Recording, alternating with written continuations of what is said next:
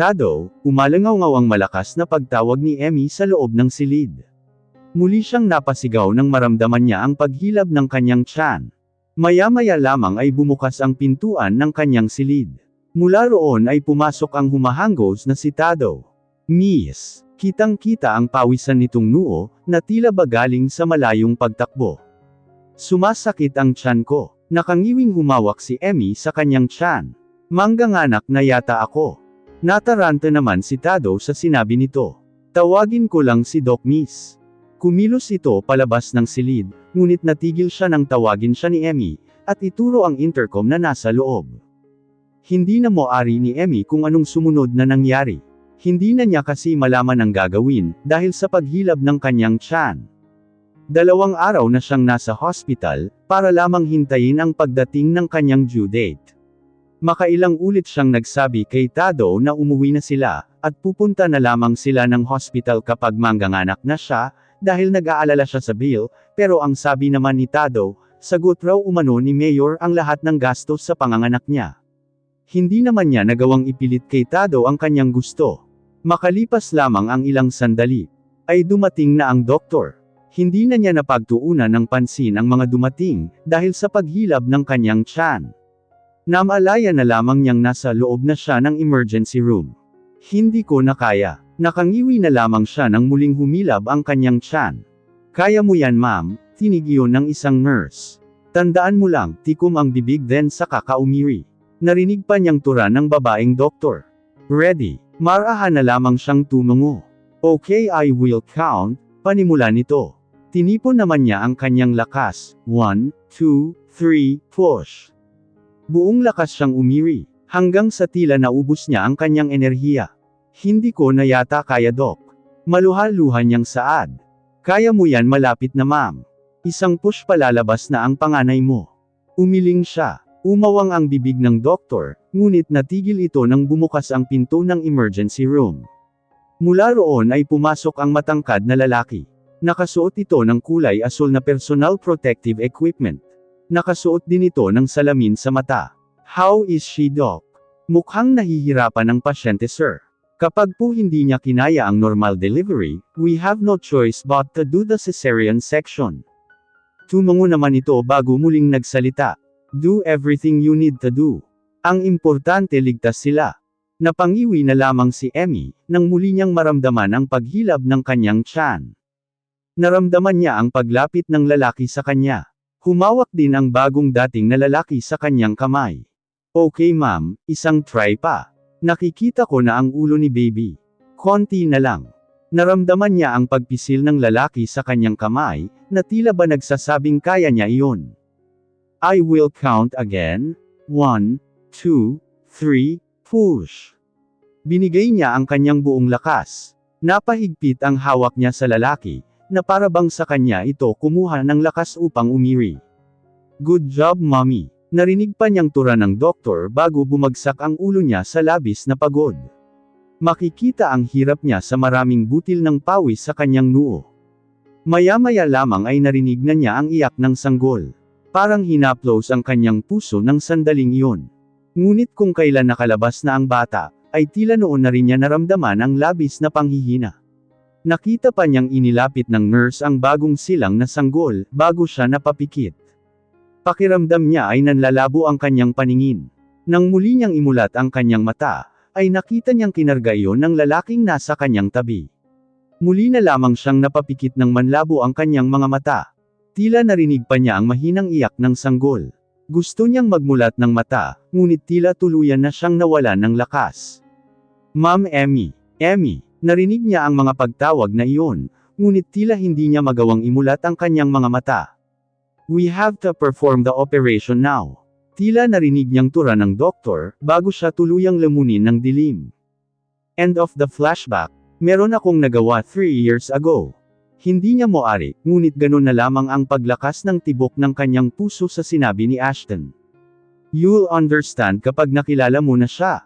Gayunpaman ay tila abot langit pa rin ang galit na kanyang nadarama, magpakita ka na lang sakin kapag kasama mo na yang taong tinutukoy mo.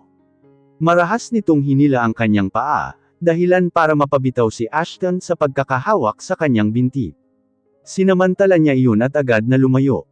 Muli niyang nilingon ito nang makalayo siya ng ilang hakbang. Siguraduhin mo lang na hindi rin ako papaikutin ng sinasabi mong tao na yan. Please don't go, Emmy. Muli siyang pinigilan at hinawakan ni Ashton sa kanyang kamay, ngunit mabilis naman iyong tinanggal ng babae. Pwede ba? Hayaan mo akong huminga, asek nito sa kanya. Nang magsimula itong humakbang palabas ng silid, ay lupaypay na lamang ang balikat ni Ashton na pinanood siyang lumayo.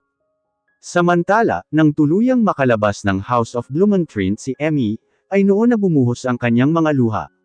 Pakiramdam niya ay sobra siyang nadurog sa kanyang nalaman. Ngunit mabilis niyang pinyunas ang kanyang luha, nang makita niya ang pamilyar na balto ng tao. Tado, malakas niyang tawag rito. Nang lumingon sa kanya ang lalaki, ay malaki ang hakbang niyang tinawid ang kanilang distansya. Gumuhit naman sa mukha ang pagtataka ni Tadeo Miguero. Bago pa ito makahuma ay isang malakas na sampal ang dumapo sa pisngi nito. Tado. Pinaikot mo ako. Kitang-kita ang galit sa mga mata nito. Alam ko na tauhan ka pala ni Ashton. Napalunok na lang si Tado sa tinuran nito. Noong araw na makita kita, buong akala ko nagkataon lang na nandun ka. Buong akala ko, nadamay ka lang sa lahat ng kamalasan ko. Nagbagting ang mga ngipin nito. Patawarin mo ako, lady. Napag-utusan ako noon na sundan at bantayan ka. Umayon lang ang lahat sa plano, nang bigla mo na lang akong hilahin. Kitang-kita ang sinseridad sa mga mata nito. Umiling-iling ito, puno ng dismaya ang mukha nito. 4 na taon mo akong niloko, Tado. Sorry, lady. Iyong mayor na laging tumutulong sa akin noon, si Ashton ba yun? Opo, marahan siyang tumungo. Nakakuyom na lamang ang kamao ni Emmy. Totoo bang mula noong muntik akong makunan hanggang sa mga anak ako, nandun siya? Oo, lady, kahit mga check-up mo noon, lagi siyang nandun. Siya yung sinasabi mong weirdong assistant ni Doc. Napapiksi na lamang siya ng kamay. Aniya, tama nga ang una niyang hinala. Humugot siya ng hininga, at pilit kinalma ang kanyang sarili. Sabi niya meron pa siyang nagawa, 3 years ago. Ano yun? Hindi naman kaagad na nagkaimik si Tado. Nandun ka, kaya siguradong alam mo. Ngayon, sabihin mo sakin kung ano yung kasalanan ang ginawa niya noon. Mas makakabuting sa kanya mismo manggaling miss. Tila muling kumulo ang kanyang dugo sa tinuran nito. Bakit di mo nalang sabihin sakin? Gusto ko man pero hindi po pwede. Umiling-iling pa ito. Dahil ba inutos niya sayo? Hindi po. Umiling-iling siyang muli. Masyadong mabigat ang sekretong iyon, lady. Tila naman nanuyo ang lalamunan ni Emmy sa sinabi ni Tado. Ngunit tila tumigil ang ikot ng kanyang mundo sa sumunod nitong sinabi. Dapat mong ihanda ang sarili mo, lady. Tagay na. Woo! Itinaas ni Emmy ang basong hawak niya, bago niya iyon itungga. Woo! Isa pa please. Muli nitong itinulak ang kanyang kapita sa harap ng bartender. Muli namang sinalina ng bartender ang baso nito. Kaya kinuha ng babae ngunit mabilis rin na hawakan ni Indigo ang kanyang kamay upang pigilan. Lasing ka na, Emmy. Inalis naman ng dalaga ang kamay nitong nakahawak sa kanya, mabilis na itinungga ang kanyang baso. Tama na yan, lasing ka na. Mahinahong saway nito sa kanya. Hindi pa ako lasing. Umiling-iling ito, kung lasing na sana ako, edi sana limot ko na si Thunders. Napabuntong hininga na lamang si Dark Indigo. Hindi niya alam kung anong nangyari, basta nang kumatok ang babae sa kanyang silid, at nagyaya itong uminom ay para siyang tuod na pumayag. Nagyaya itong magbar sila, na hindi naman niya tinanggihan. Hindi niya nagawang mag-usisa, habang nasa biyahe sila, ngunit isa lang ang malinaw, nagkaroon ng gusot ang babae at ang kanyang tiyuhin. Hula niya ay dahil sa sinabi niyang kaugnayan ni Tadeo Miguero sa kanyang tiyuhin. Ano bang nangyari? Hindi na siya nakatiis magtanong, kahit maingay ang paligid. Bakit ka ba nagkakaganyan? Si Ashton ang may kasalanan. Hindi naman niya naiwasang mapakurap sa narinig. Aniya, iyon ang unang pagkakataon na narinig niyang tinawag ni Emmy ang tiyuhin sa pangalan nito. Napapaisip na tuloy siya kung anong nangyari sa resort, at tila biglang naging informal ang babae sa kanyang Uncle Ashton. Muli itong tumungga ng alak. Napabuntong hininga na lamang siyang pinanood ito. Isa pa itinulak nito palapit ang kanyang kapita sa bartender, ngunit kasunod yun ay ang pagyukyok sa counter.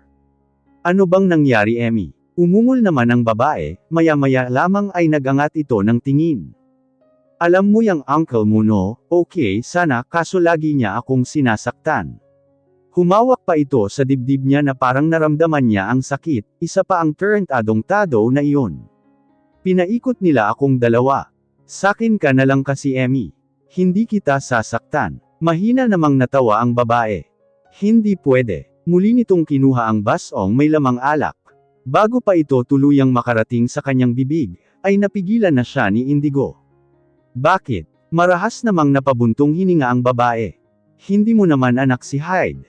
Tila naman nawala ng lakas ang kamay niyang nakahawak sa babae. Kusang lumuwang ang pagkakahawak niya rito dahil sa narinig. Sigurado na ako ngayon na hindi mo anak si Hyde. Napayuko na lamang si Dark Indigo sa narinig. Oo, alam ko. Mahinang saad niya. Nang sandaling lumabas ang resulta ng DNA test, ay alam na niya. Hindi lamang niya maintindihin ang takbo ng kanyang isip, at namalaya na lamang niya ang sariling nagpapagawa ng peking DNA result.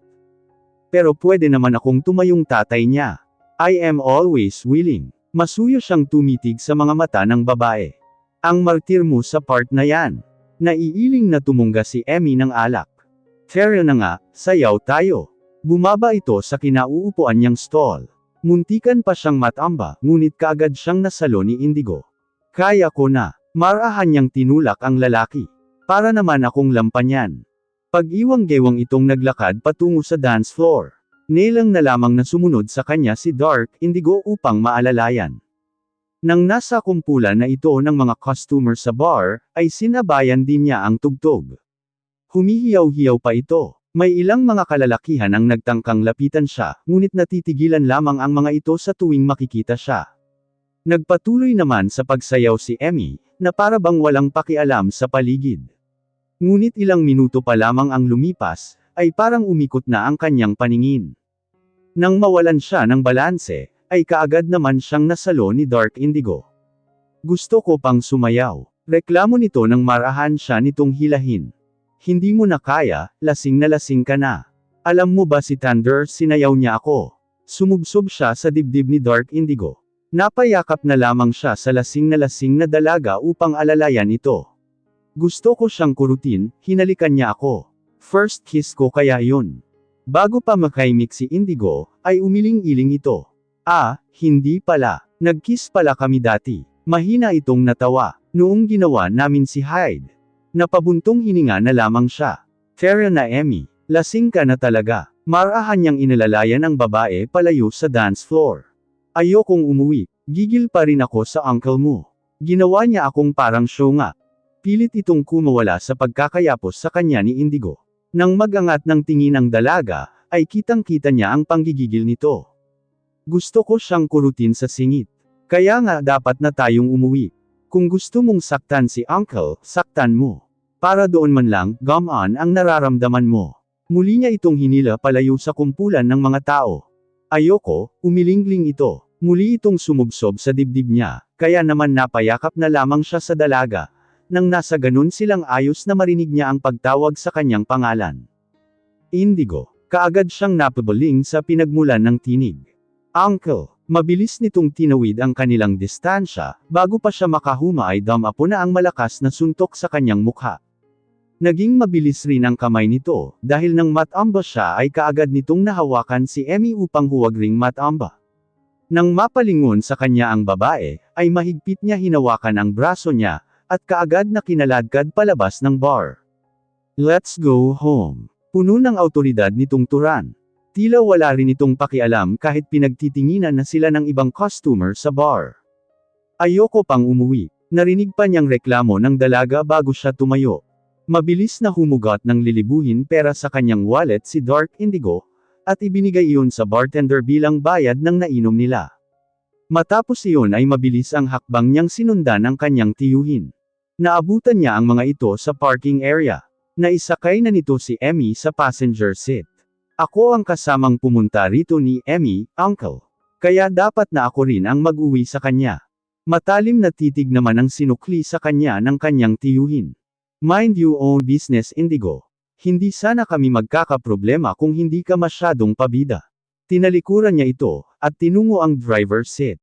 Galit sa'yo si Emmy, uncle. Ayaw niya sa'yo, pero pinagpipilitan mo pa rin ang sarili ko sa kanya.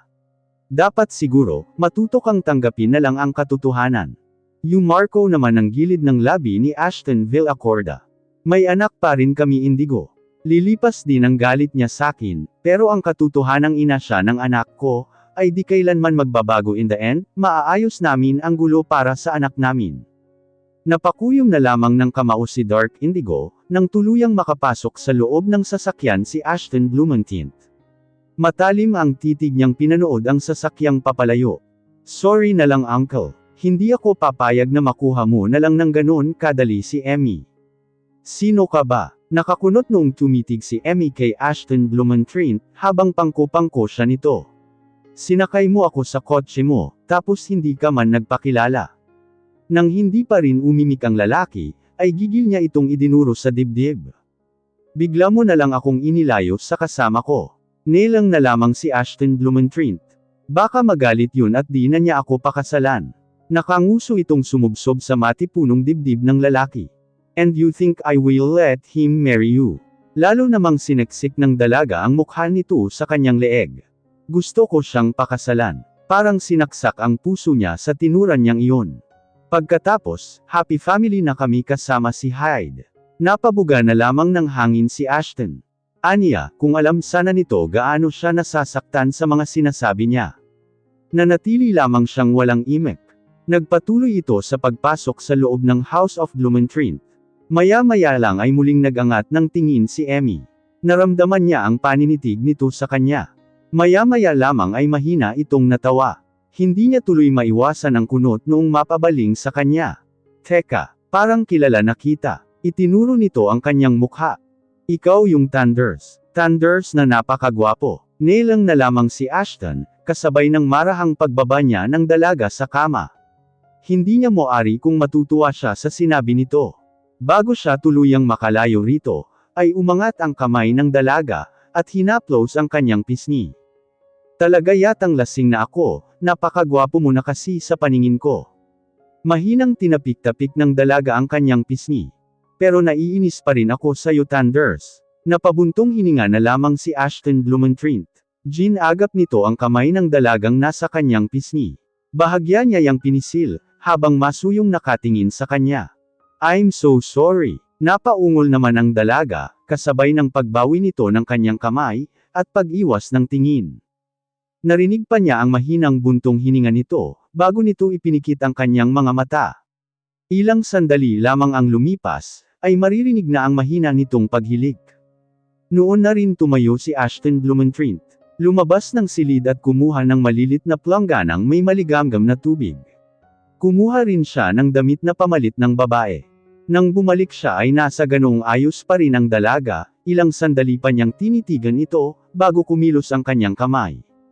Marahan niyang ibinaba ang zipper ng suot na bestida ng babae. Naging dahilan iyon upang mapamulat ng mata si Emmy. Nagsalubong ang kilay nito, at ilang sandaling tinitigan siya bago nagsalita. Anong plano mo ha? I need to change your clothes, so that you will be comfortable in your sleep. Huwag mo akong bobosohan ha. Minus point ka sa langit kapag ginawa mo yan. Nilang na lamang siya. Istorbo ka sa beauty rest ko. Reklamo nito kasabay ng muli nitong pagpikit. Nagpakawala na lamang ng hangin si Ashton, bago nito itinuloy ang pag-alis sa kasuotan ng babae. Tila nanuyo ang lalamunan niya, nang tumambad sa kanya ang makinis nitong balat. Pigil hininga niyang itinuloy na tinanggal ang kanyang damit. Nang tuluyang maalis ang kasuotan ng dalaga, at tanging maliit na saplot na lamang ang suot nito, ay nakaramdam siya ng pamamawis ng noo. Tila uminit ang paligid ng simulan nitong punasanong basang bimpo ang katawan ng dalaga. Hindi niya maitatangging nakaramdam siya ng kakaiba sa katawan, ngunit kinontrol na lamang niya ang kanyang sarili. Mabilis niyang kinuha ang damit ng dalaga, at pikit mata niya iyong isinuot sa kanya. Kinabukasan, nagising si Emmy na tila pinupukpok ng martilyo ang kanyang ulo. Napaungol na lamang siyang sinapo iyon. Nang mapansin niyang nasa pamilyar siyang silid, ay tila wala sa sarili niyang ginala ang kanyang paningin. Paano ako napunta dito? Pinilit niyang inalala ang lahat, ngunit ang tanging naabot ng kanyang memorya, ay ang walang kagatol-gatol niyang pagtunggan ng alak, habang kasama si Dark Indigo. Natigil siya sa pag-iisip, nang marinig niya ang pagbukas ng pinto. Automatikong napunta roon ang kanyang tingin. Mula roon ay pumasok ang isang katulong. May hawak itong tray ng pagkain. "Magandang umaga, lady." Yumukod pa ito bago ilapag ang tray sa bedside table. "Pinapasabi po ni Master. Pagkatapos niyo raw pong mag-agahan, maghanda ka raw po. Dahil may pupuntahan kayo." Kaagad siyang napasimangot. Nang maisip niya ang mukha ni Ashton Blumentritt, tila biglang kumulo ang kanyang dugo. "Pakibalik na lang po sa kanya ang pagkain. Pakisabing hindi ako nagugutom. Pakisabi na rin po pumunta siyang mag-isa sa gusto niyang puntahan." Bago pa makaimik ang katulong, ay mabilis siyang tumayo, at walang lingon-lingon na siyang pumasok ng banyo. Nang matapos siyang maligo, ay napili niyang isuot ang isang cream na jumpsuit na mayroong maliit na manggas. Tinurnuhan niya iyon ng kakulay nitong sandal. Pagkalabas niya ng walk-in closet, ay bumungad sa kanya si Ashton Blumentritt. Frente itong nakasandal sa pintuan.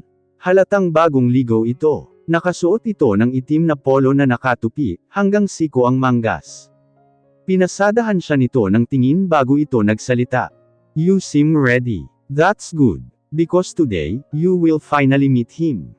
Noon na naalala ng dalaga ang sinabi nito kahapon. Naramdaman niya ang pagkabog ng kanyang dibdib. "Ihanda mo ang sarili mo, lady." Tila naririnig pa niya ang binitiwang salita ni Tado. Gayunpaman buong kumpiyansa niyang itinaas ang mukha, at sinalubong ang titig nito. "Tara, gusto ko na ring makilala yang sinasabi mo." Wala namang imik na nagpatiuna ng lakad si Ashton Blumentritt. Wala ring siyang kangiti-ngiting sinundan ito. Nang magsimula silang bumiyahe, ay hindi na niya tinapunan ng tingin ang lalaki. Umakto siyang parang hindi niya ito nakikita. Makalipas ang ilang minutong biyahe, ay pumasok sila sa isang exclusive subdivision. Humantong sila sa isang bungalow na bahay, katamtaman ang laki. Hindi niya napigil ang paglakas ng tibok ng kanyang puso, nang humakbang sila papasok sa loob. Maaliwalas ang bahay, dahil kulay puti ang nangingibabaw na kulay sa loob. Mula sa malawak na sala, ay tumayo mula sa pagkakaupo sa sofa ang isang batang lalaki. Nasa 3 taong gulang ito. Makinis at maputi ang maliit nitong mukha. Manipis ang labi nitong natural na mapula. Matangos ang ilong nito, kayumanggi ang bilugang mata, at kulot ang kanyang buhok. Nanuyo ang lalamunan ni Emmy sa nakita. "Hide," tila wala sa sariling nasambit niya.